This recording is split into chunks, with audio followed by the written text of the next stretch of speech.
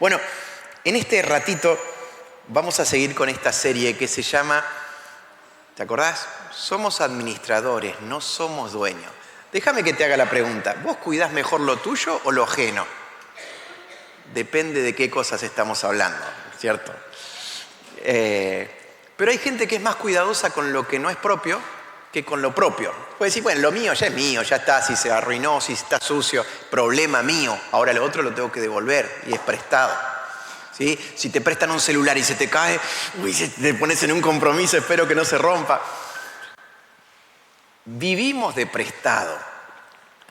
Eso canta Marcos Vidal en una canción, te lo había citado. Porque tarde o temprano tendremos que rendir cuenta delante de Dios, el creador de todo, por qué hicimos mientras estábamos vivos. Dice Hebreos capítulo 9 que para todos los seres humanos está establecido esto: vivir una vez y después no toca morir. Y cuando morimos nos tenemos que presentar delante de Dios y rendir cuenta. ¿Sí?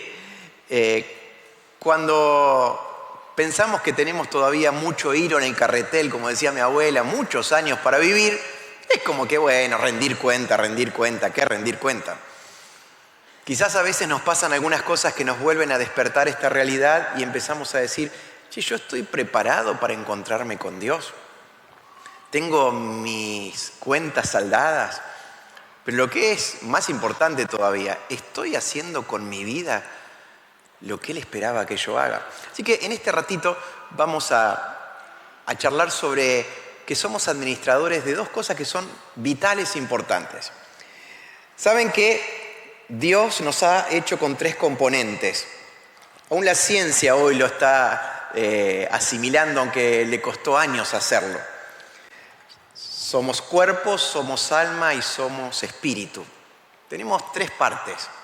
Para que lo entiendas, cuando vos decís, yo hago lo que quiero, el que está hablando es tu alma. Cuando vos decís, siento culpa, che, tengo una sensación de paz, estás sintiendo algo espiritualmente. Y con lo que vos te movés, lo que te duele, es tu cuerpo.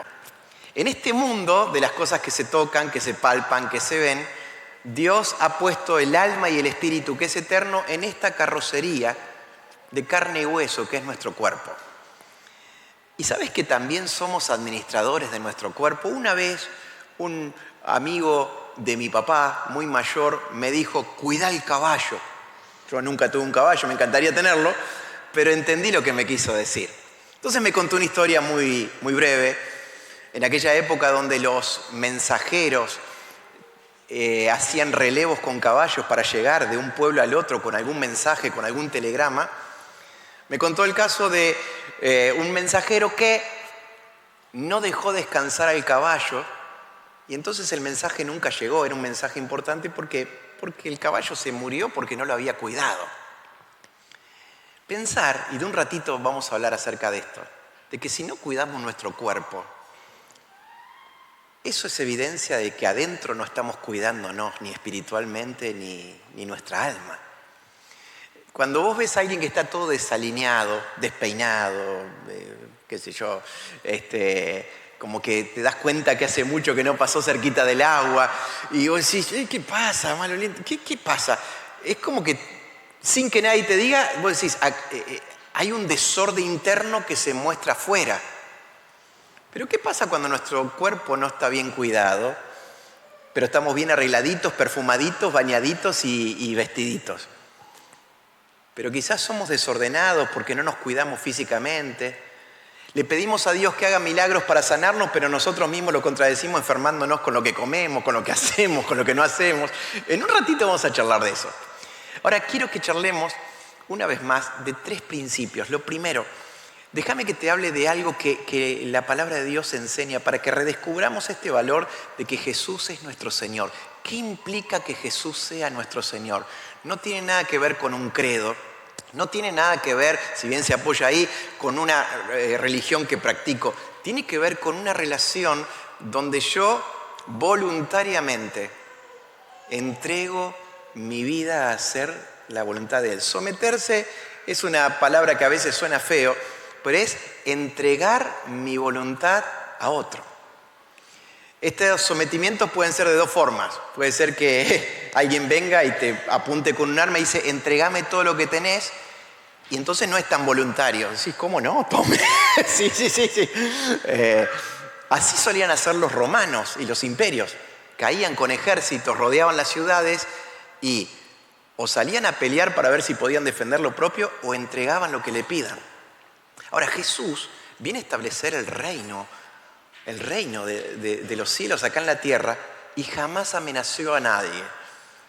Tenía todo el poder y la autoridad que hasta los demonios le temían, los vientos, el mar le obedecían, las enfermedades respondían a su orden. Sin embargo, a la hora de tratar con personas, él decía, si alguno tiene sed, venga. ¿Hay alguno que esté trabajado y cargado? Venga. Es más, era una invitación abierta a todo aquel que quería. En la época donde el emperador romano dominaba con su autoridad a través de la fuerza, Jesús viene en una actitud humilde a invitarnos. Y yo quiero que recordemos algo que pasaba en el Antiguo Testamento. ¿Sabes que en Éxodo capítulo 21 y en Deuteronomio capítulo 15, lo amplía algo Levítico capítulo 25, se habla de la ley de los esclavos? Préstame atención porque esto tiene mucho que ver con vos y conmigo. Había una clase de servidumbre, había una clase de esclavitud que era porque yo tenía que pagar una deuda. Esto cuenta Éxodo 21. Si algún compañero de la vida del mismo pueblo hebreo entraba en una deuda muy grande, tenía una forma de pagarlo. Era venderse como esclavo y esta esclavitud duraba hasta 6 años. Al 7º tenía que salir libre. Entonces, trabajando esos 6 años como servidor, como un sirviente, pagaba la deuda que tenía. Ahora, había algo que se llamaba la ley del esclavo por amor. Préstame atención a esto. Ese servidor que estaba pagando una deuda, al 7º año era declarado en libertad. Pero a veces pasaba algo que era insólito. Este sirviente decía, la verdad es que mi amo me trató con dignidad. ¿Qué digo con dignidad? Me hizo sentir como en casa. Más que sirviente, me hizo sentir como hijo. La verdad es que me siento a gusto acá. Algunos esclavos entraban solos y los mismos amos le daban una esposa, que podían tener hijos. Entonces este esclavo que tenía la libertad de salir al año 7º, hablaba con su amo y le decía, la verdad es que amo como sos, cómo me tratás, amo tu familia, amo todo lo que conseguí acá, me quiero quedar para siempre. Ya no era para pagar una deuda, era algo voluntario por el trato que le habían dado. Entonces, el amo tenía que hacer algo. Iba a los jueces de la ciudad, voluntariamente el sirviente tenía que decir, yo quiero quedarme para siempre como esclavo. ¿Y sabes lo que hacían? En un poste o en una puerta le hacían como una especie de piercing acá, en el lóbulo derecho de la oreja. Un agujerito. ¿Sabes lo que significaba eso? Que él de ahora en más servía por amor, ya no para que le paguen.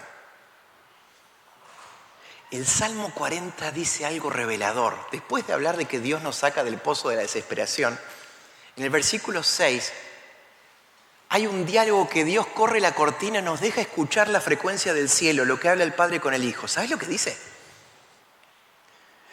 Sacrificio y ofrenda no te gustan. Horadaste mi oreja. Como que Jesús en el cielo le dice al Padre, tenés mi voluntad disponible para siempre. Soy tu hijo, soy heredero del universo. Por mí fueron hechas todas las cosas. Padre, ya que los sacrificios que pueden hacer los seres humanos, sus holocaustos y sus expiaciones ya no te gustan, te ofrezco mi lealtad, me someto a tu voluntad, te entrego mi vida. Dice el 47 de Salmos. Entonces dije, el que está hablando es Jesús. Aquí vengo para hacer tu voluntad. Está escrito en el rollo del libro. ¿Te acordás que antes los libros de la Biblia eran rollos? Y el Salmo 48 es una definición de someternos al señorío de Cristo. Mirá lo que dice. El hacer tu voluntad, Dios mío, me ha agradado y tu ley está en medio de mi corazón. Jesús nunca nos va a pedir algo que Él primero no lo haya hecho. Es por eso que someternos a la voluntad de Jesús como Señor ya no es pedirle lo que necesito y darle algo como para que Él se sienta contento por gratitud. De ahora en más, valoro cómo Él me trata, valoro cómo me ama, valoro todas las bendiciones que he recibido desde que lo conozco, valoro la vida eterna que me ha dado y que nadie me la puede quitar. Valoro tantas cosas que por amor yo quiero ser uno de esos siervos que quieren servirle hasta el final. ¿Qué obliga a los creyentes que hoy están dispuestos a dar la vida por Jesús si no van a recibir una paga económica acá en la tierra? ¿Qué hizo que los primeros creyentes estén dispuestos a dar todo y a morir solamente por confesar que Jesús es el Señor y hacer que ese nombre sea conocido? Hay gente que al entender y a dejarse conquistar por el amor del Señor dijeron, yo quiero ser un esclavo por amor. ¿Sabes? Someterse al señorío de Cristo no es perder la libertad, es recuperarla. Porque todo ser humano nace con un defecto de fábrica y no es culpa del fabricante, sino de nuestra elección, de que somos pecadores. De que tenemos una tendencia a creer que somos libres haciendo lo que queremos y eso que queremos termina engañándonos, frustrándonos, encarcelándonos hasta destruirnos. La verdadera libertad la recuperamos cuando encontramos en Jesús el perdón de los pecados, pero cuando le decimos, por amor, yo quiero ser un esclavo, un siervo tuyo. ¿Sabes que Pablo cada vez que escribió una carta en la Biblia, a diferencia de cómo se escriben hoy, aunque hoy se escriben muy diferentes, las cartas se firmaban al final. En la Biblia vas a ver que se firman al principio. O sea, vos ya sabés quién te está escribiendo, no tenés que leerte todo para saber quién está escribiendo. Y Pablo se podía llamar de muchas formas, pero le encanta llamarse siervo y esclavo de Jesucristo. Para él era una alta dignidad decir, soy un esclavo por amor. En segundo lugar, esta ley de ser esclavos por amor, algún día cuando diga, ¿hago lo que quiero o hago la voluntad de Dios? Tocate el lóbulo derecho, fregátelo así un poquito. ¿Viste que algunos tienen algunos tics nerviosos que se fregan las manos? Cada vez que te toques el lóbulo derecho, aunque no lo tengas agujereado, acordate de que esa era una señal de ser esclavo por amor para siempre. Así que los jueces eran testigos y los compañeros de trabajo que trabajaban para el amo decían, este trabaja por amor, este no trabaja a sueldo o porque lo fuerzan, no tiene miedo al castigo, este decidió voluntariamente servirle para siempre. Ahora, quiero hablarte rápidamente del secreto de la autoridad. La Biblia dice que a través de Jesús, y lo dicen los evangelios, y lo dicen las cartas, Dios a los que creemos en Jesús como Señor nos ha dado autoridad. ¿Autoridad sobre qué? Sí, para orar por las enfermedades y que las enfermedades se vayan. Nos ha dado autoridad sobre demonios. Nos ha dado autoridad para que el enemigo no nos tenga de hijo con sus engaños. Nos ha dado autoridad para que nosotros podamos vencer debilidades que hasta el día de hoy nos han dominado. Nos da autoridad para que no nos dejemos llevar bajo el engaño de esta forma de vida que presenta este mundo, que es contraria a los principios de Dios. Ahora, ¿cómo funciona esa autoridad? No es que yo, por ser cristiano, empiezo a los gritos y los demonios se van a ir corriendo. No es que tengo una autoridad, pecado, salí de acá, correte. No es a los gritos, acordate, no es por la fuerza. Es a través de someter mi voluntad a Dios. Fíjate lo que dice Santiago capítulo 4. En el versículo 6 dice, Dios está dispuesto a darnos mayor gracia. Dios a los soberbios son los que se adjudican la soberanía de hacer con su vida lo que quieren. Y aunque invoquen al Señor, Dios a los soberbios les resiste. Pero a los humildes, los que voluntariamente entregan su voluntad a seguirle, Dios le da mayor gracia. Entiéndase por mayor gracia todo lo que necesitas y muchísimo más para que tengas y que repartas. Pero acá viene el principio de la autoridad. Sométanse pues a Dios, resistan al diablo y él huirá de ustedes. ¿Sabes que Satanás no le tiene miedo a los creyentes? Satanás al único que le tiene miedo es a Dios. Y ¿sabés qué? La Biblia dice que él anda buscando la oportunidad para pegar el zarpazo. Él viene a robar, matar y destruir. Ahora, como le tiene miedo a Dios, mi autoridad sobre el enemigo no es que soy cristiano, me sé 4 versículos, pego 4 gritos y él va a temblar de miedo. Él no le tiene miedo a eso. Ahora, si yo someto mi voluntad a la voluntad de Dios, le puedo resistir. Resistir no significa salir corriendo a buscarlo a ver dónde se esconde. Y dije esconde a propósito. Sino que significa que cada vez que él se me oponga, la palabra diablo significa el que se opone. Es un defensor que no me quiere dejar avanzar al área. Me molesta. Cada vez que él venga a molestar, y tiene 1000 formas, cada uno podría contar un testimonio de cómo molesta al enemigo. Yo le puedo resistir porque estoy sometido a la voluntad de Dios y él va a tener que huir disparando. Dice la palabra de Dios en el Antiguo Testamento, tu enemigo va a venir por un camino y va a salir disparando por 7. Fíjate lo que es. Ahora, ¿esto para quién funciona? ¿Para un super pastor espiritual que ayuna 40 días y 40 noches? Esto funciona para cualquiera que es un esclavo por amor y que voluntariamente somete su vida y la entrega para hacer la voluntad de Dios. ¿Cómo funciona esto de una manera práctica? Porque hablamos de que Jesús es el Señor, Señor de todo.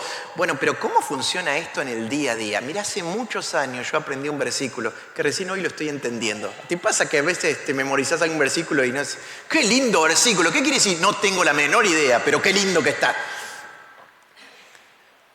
Segunda Timoteo dice estas palabras, ¿sí? 2:15. No sé en qué versión está ahí. Si no, el 2:15 de 2 Timoteo dice, le voy a decir en la versión Reina Valera antigua. Procurá con diligencia presentarte a Dios aprobado como un obrero de que no tiene de qué avergonzarse, sino que usa bien la palabra de verdad. Te lo traduzco. Si Jesús es tu Señor, tenés que tener la urgencia y la prioridad de ser un servidor aprobado en todas las áreas de tu vida. ¿Qué significa aprobado? No perfecto, pero alguien que quiere agradar a Dios en cada área de su vida. ¿Y de qué forma lo hacemos? Aplicando principios de la palabra de Dios a todas las áreas de mi vida. A ver si se entiende. Dios, gracias porque me salvaste a través de Jesús. Jesús es el Señor de mi vida. Y el Espíritu de Dios me ayuda a entender las Sagradas Escrituras, la palabra de Dios, y a aplicar principios. ¿Cuál es el principio para el matrimonio? Bueno, que me lleve bien, y si se porta mal, bueno, me enojo, no le hablo por un mes. No. Eso no es someter mi voluntad al señorío de Cristo. Significa que tengo que empezar a aplicar lo que la palabra de Dios dice sobre el matrimonio. ¿Cómo trato a mis hijos? ¿Cómo viene el reino de Dios? No solamente a mi vida, sino a mi trato familiar. Bueno, la palabra de Dios enseña que los padres tenemos que corregir, tenemos que disciplinar. Y esto no implica pegarle y encerrarlos, implica hacerlos entrar en un ritmo para que sean fieles al Señor. Yo tengo que marcar un ejemplo para ganarme la autoridad y que ellos quieran hacer lo que yo hago, no porque estoy manipulando su voluntad, sino porque han visto que a mí me funciona ser fiel a Dios. Entonces, ¿cómo manejo mi economía? Bueno, hay que hacer esto, lo otro, a ver, escucho a tal o cual economista. ¿Qué dice la palabra de Dios? Trazar la palabra de Dios significa que lo que dice la palabra de Dios de ahora en más empieza a ser la regla de vida. Amigos, somos todos cristianos. Todos creemos en el mismo Señor y leemos la misma Biblia. Pero a veces hay resultados tan diferentes. Y no es porque Dios es malo y prefiere a uno más que otro. Dios es fiel a su palabra. Y hay cosas que si yo no las desarraigo de mi conducta y empiezo a aplicar lo que la palabra de Dios dice, lo que va a terminar pasando es que le voy a decir, Jesús, Señor, Señor, Señor. Y algún día él me dijo, la verdad que no te conozco. Vos siempre me decís Señor, pero hacés la tuya. No hacés la voluntad de mi Padre. Porque traducido en criollo, decía mi abuelo, hacer la voluntad del Padre es aplicar lo que la palabra de Dios me manda que haga en todas las áreas de mi vida. Lo que veo, lo que escucho, lo que digo, lo que pienso. Pero esto me corta las piernas. Te aseguro que no, te da alas, te potencia. Es vivir la autoridad de lo que pedimos en el Padre Nuestro, que así como se hace en el cielo, se haga en la tierra. ¿Cómo hago para que acá en la tierra se haga lo que hace en el cielo? El señorío de Cristo tiene que ver con que yo todos los días, como prioridad y con urgencia, trato de volver mis pasos a los carriles de la palabra de Dios. Yo maltrato mi cuerpo, estoy ofendiendo al que me lo dio. Y por lo general, como seres humanos, hacemos cambios por miedos. Salió mal un análisis, ahí sí, a partir del lunes cambio todo. Hasta que se me termina el miedo. Aún en un montón de cosas cambiamos por miedo, pero el miedo no es un buen amigo que nos hace mantener cambios en el tiempo. Cuando hago cambios por amor, los cambios son duraderos. Es por eso que cuidar nuestro cuerpo, yo te digo algo, me cuesta mucho concentrarme desde hace unos años. Y cuando puedo hacer algo de actividad física, mi nivel de concentración es mejor. Y no hay gran cosa, pero supera. Y a veces quiero entender lo que Dios quiere decirme en su palabra, pero tiene que ver con que haga algo físico para que mi cabecita esté más despejada para escuchar. Mi vida de oración, que es una vida de disciplina, estoy hablando de nuestra forma de orar, de buscar a Dios, de adorar, no está ajena a cuidar este cuerpo. Vos sabés que cuando la Biblia habla de los sacerdotes del Antiguo Testamento, no podían comer cualquier cosa y hacer cualquier cosa. Pero le cortaron las piernas. No. Tenían un cuidado para la misión que tenían. ¿Y qué? Si Dios de acá a algunos años o en meses quiere hacer algo importante con vos y no te da el físico. Algunos dirán, no, Dios, si vos me querés llamar, hacelo. Claro que lo quiero hacer. Pero necesito que empieces a hacer pequeños cambios. Porque como decía mi amigo Gonza, cuando uno empieza a hacer algunos cambios en lo externo que se ve, también uno empieza a darse cuenta de que la forma de pensar, la forma de honrar a Dios tiene que cambiar. Va a pasar mi amigo a tocar una canción. Yo quiero hablarte de una cosita más en este momento.